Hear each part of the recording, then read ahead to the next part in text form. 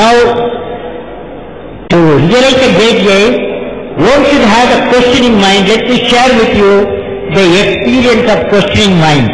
Now let me recall in the year, carefully you have to hear me, because I am going to ask you questions. Now let me recall in the year 1970s, one side I had to work with Dr. P.H. I was a small scientist in those days, Dr. D.D. Pausa, with his sodium payload, with his counterpart in France, Professor Blomos. The same rocket launch would have the long-range prop of Dr. Satya Prakash, with his NASA counterpart. I still remember many successes came in getting the data from 60 to 20 kilometers on the atmosphere of structure using sodium payload, and also the long-range prop, another important experiment with magnetometer of Dr. Sastry with his research students. So it was a challenging task to work with Professor Sastry. Then comes my work with Professor Pokunko, a meteorological center of Moscow. What a delicate instrument he used.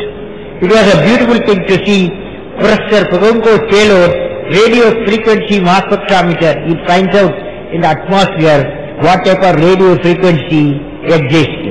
It was not only the science of measuring the atmospheric constituent, but payload looked beautiful also. Somehow I started liking Pokunko, and he day and night he worked. He is a great scientist. This type of experience, what I had at a young age when I was in my 20s, in those, all these sounding rocket experiments, in the number of experiments I have done, and with various scientists of the world, that's how I gained the experience. Next point. Above all, this experience with Professor Vikram Sarabhai and his expert scientists really gave me to work with the greatest university, with the men of scientific eminence, nationally, internationally, with a scientific way of working. It was working, intellectual working, scientific, technological working, and above all, when the failure occurred, defeating the failure and succeeding were the greatest lesson learned from Professor Sarabhai's leadership. Now friends, I am coming to one of the very important lessons I learned. Friends, I have always liked to sit in a class. Always when I visit schools and colleges of India and abroad, I would like to see how teachers and students interact. Just now I saw in you. Recently,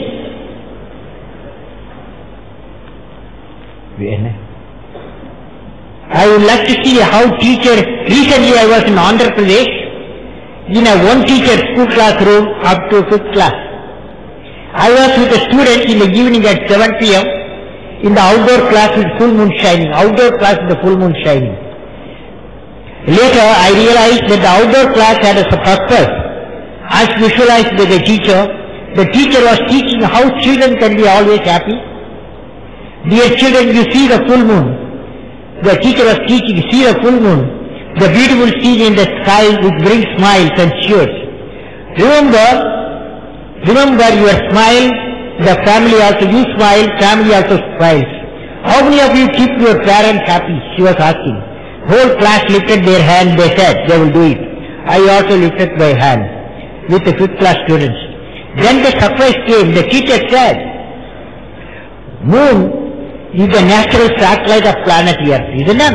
Moon is the natural satellite of the planet Earth. The teacher asked, dear children, can any one of you tell me what is the name of the artificial satellite our ISRO has launched around the Earth? Only one boy responded that ISRO launched Rohini satellites. Then teacher converted the class to the moon as a laboratory. She didn't have a laboratory, but on that day moon was shining.